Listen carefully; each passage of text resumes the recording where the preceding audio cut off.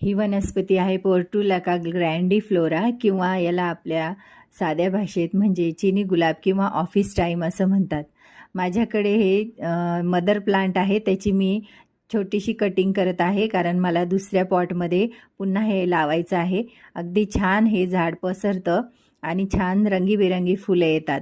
हे मी तयार केलेलं आहे. यात थोडी वाळू मिश्रित आणि शेणखत मिळून अशी ही माती तयार करून ठेवलेली होती मी. आता यामध्ये ह्या छोट्या छोट्या कटिंग्स मी प्लांट करते आहे.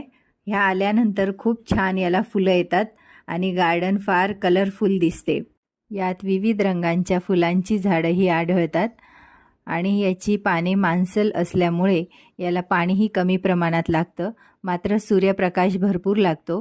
सूर्यप्रकाशामध्येच ही फुलं जास्त येतात. सावलीत जर ठेवली तर याला फुलं कमी प्रमाणात येतात. मी याची प्लांटिंग केल्यानंतर 7 दिवसांनी हे इतक्या प्रमाणात पसरलं आहे. छानशी फुलं पण याला येऊ लागलीत.